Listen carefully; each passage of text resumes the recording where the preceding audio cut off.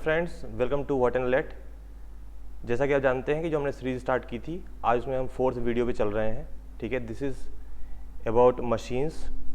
ठीक है, तो इसमें जो इसका पार्ट 1 है अभी हम कर रहे हैं। इसमें जो बेसिक क्वेश्चंस होंगे वो अभी आप देखेंगे 1 by 1। तो without wasting any time, moving to question number 1।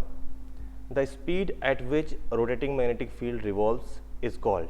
देखिए, आप जानते हैं कि रोटेटिंग मैग्नेटिक फील्ड कहाँ मिलती है आपको, जब भी आप देखते हैं किसी भी 3 फेज मशीन होती है। ठीक है, 3 फेज मशीन आप देखे होंगे, इंडक्शन मोटर हो, ठीक है, या फिर हो सिंक्रोनस हो। किसी मशीन में जब भी आप 3 फेज सप्लाई देते हैं, ठीक है, तो जब भी आप 3 फेज सप्लाई देंगे तो जो फील्ड प्रोड्यूस होती है उसे हम कहते हैं रोटेटिंग मैग्नेटिक फील्ड। ठीक है, तो जो रोटेटिंग मैग्नेटिक फील्ड होती है इसके बारे में आप जानते हैं कि इसका जो मैग्नीट्यूड होता है वो हमेशा कांस्टेंट होता है। ठीक है, कांस्टेंट मैग्नीट्यूड, और ये सिंक्रोनस स्पीड से घूमती है। ठीक है, it revolves by synchronous speed. तो इसका आंसर क्या हो जाएगा आपका, सिंक्रोनस स्पीड। ठीक है, next question, the magnitude of rotating flux at all instants of time. देखिए, रोटेटिंग मैग्नेटिक फ्लक्स का जो मैग्नीट्यूड है, अभी मैंने आपको लास्ट क्वेश्चन में बताया, वो हमेशा क्या होता है, कांस्टेंट मैग्नीट्यूड होता है। और जो कांस्टेंट मैग्नीट्यूड होता है, अगर आप उसको जब सॉल्व करेंगे, ठीक है, तो आपको मिलेगा कि रिजल्टेंट अगर आप निकालते हैं तो वो होता है 3/2 द मैक्सिमम मैग्नीट्यूड। ठीक है, ये कांस्टेंट मैग्नीट्यूड होता है और एंगल चेंज होता रहता है। ठीक है, तो इसके लिए आपका जो आंसर हुआ वो क्या हुआ, आपका रिमेन्स कांस्टेंट। ठीक है, तो ये लाइन आपने सुनी भी होगी कि कांस्टेंट एम्पलीट्यूड रोटेटिंग एमएमएफ और rotating field is produced in the air gap of 3 phase machine. ठीक है, तो ये चीज़ हमेशा आप ध्यान रखेंगे। Moving to next question, question number 3, which are the following 2 windings produces the working flux and working EMF respectively. तो देखिए, आप जानते हैं वर्किंग फ्लक्स अगर जब भी आपको प्रोड्यूस करना होता है तो वो कहाँ प्रोड्यूस होता है, फील्ड वाइंडिंग में। और वर्किंग ईएमएफ कहाँ प्रोड्यूस होता है, आप जानते हैं कहाँ पर, आर्मेचर वाइंडिंग में। ठीक है, तो इसका आंसर क्या हो जाएगा, ए पार्ट। ठीक है, next question, armature winding carries which are the following current. तो याद रखिएगा कि आर्मेचर वाइंडिंग जो है उसमें हमेशा लोड करंट वो कैरी करता है। ठीक है, तो इसका जो आंसर होगा वो क्या होगा, बी पार्ट। ठीक है, next, field winding carries which are the following current.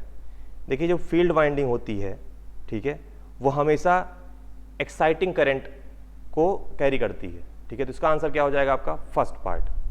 ठीक है, और इस वाइंडिंग को हमेशा एक्साइटिंग वाइंडिंग भी बोलते हैं। ठीक है, तो इसका भी ध्यान रखेंगे आप।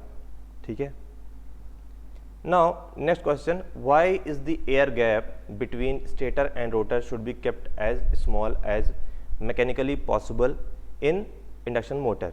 तो देखिए, एयर गैप को हम कम हमेशा रखते ही हैं। उसका रीज़न क्या है, उसमें जो ऑप्शन है उसको देखिए, to reduce the leakage flux between stator and rotor.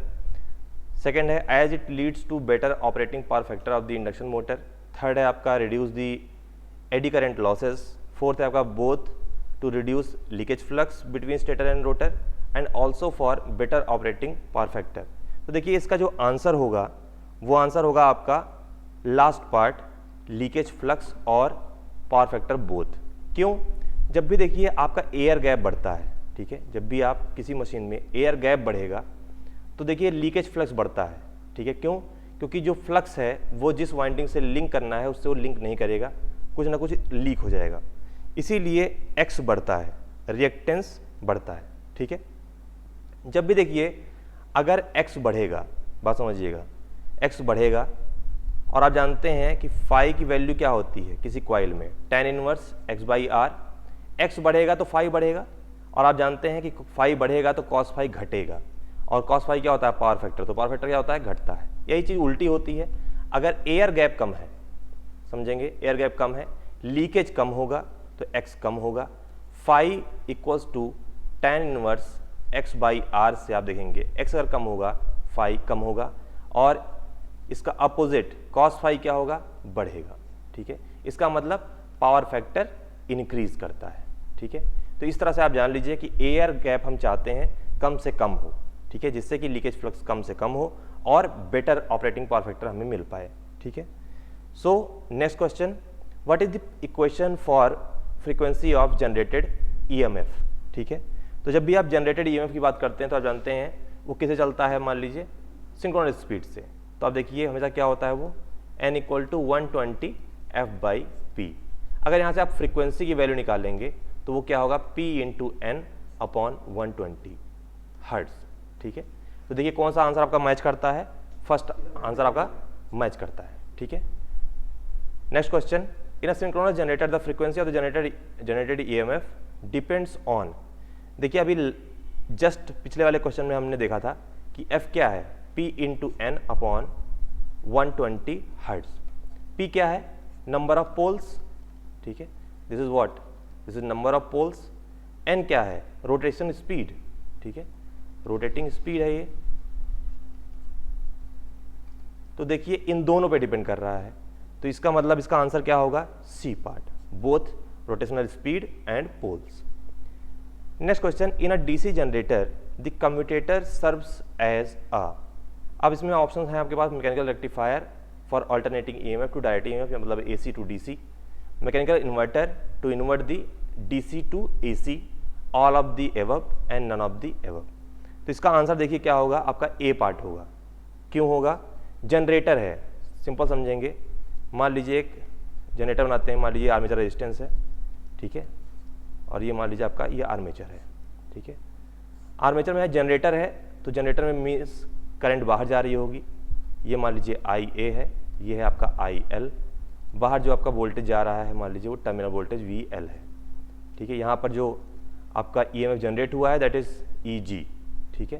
तो यहाँ से आप देख सकते हैं कि आर्मेचर में AC होता है, ठीक है, AC करंट प्रोड्यूस होती है, और यहाँ पर आपको टर्मिनल पे DC चाहिए, ठीक है। तो बेसिकली आप कर क्या रहे हैं, AC को DC में चेंज कर रहे हैं, AC को DC में चेंज कर रहे हैं, तो किसी से कर रहे हैं आप, कम्यूटेटर से कर रहे हैं। तो वो कैसे बिहेव कर रहा है, एज अ रेक्टिफायर ही तो बिहेव कर रहा है। तो इसीलिए इसका आंसर क्या होगा, mechanical rectifier for alternating EMF, मतलब AC to direct EMF means DC, okay. Now moving to the last question, in a DC motor the commutator serves as a. इसमें क्या है, सेम ऑप्शंस हैं। इसमें अगर हम बात करेंगे, देखिए मोटर में अगर बात करें तो मान लीजिए ये आर्मेचर रेजिस्टेंस है, दिस इज RA, ठीक है, और इसमें जो आपका EMF इंड्यूस होता है उसे हम कहते हैं back EMF, that is EB, ठीक है। सप्लाई जो आपने दी मान लीजिए दैट इज ±VL। करंट इस बार क्या हो रही है, मोटर है तो करंट सप्लाई ली जाएगी, ठीक है, वो कहाँ जाएगी, आपकी आर्मेचर में जाएगी, ठीक है। आर्मेचर में आपको क्या चाहिए, ऑल्टरनेटिंग क्वांटिटी चाहिए, तो यहाँ पर हमेशा AC ही होता है, और यहाँ क्या है, DC है। इस बार आपको क्या करना है, इस बार आपको DC टू AC कन्वर्जन करना है। इसको क्या कहते हैं, ये कैसे होता है, इन्वर्टर के थ्रू होता है। तो इस बार जो आपका आंसर होगा वो होगा B part, mechanical inverter to invert the direct applied voltage means this is DC to alternating voltage that is AC। So these are the 10 basic questions of electrical machines. आगे हम और बेटर क्वेश्चंस लेके आएंगे जिससे आपको और ज़्यादा benefit मिलेगा। तब तक के लिए थैंक यू। अगर आपको ये वीडियो पसंद आया हो तो आप इसको लाइक करें, चैनल को सब्सक्राइब करें जिससे आपको आगे की वीडियो की नोटिफिकेशन मिल पाए। Thank you so much, stay with us.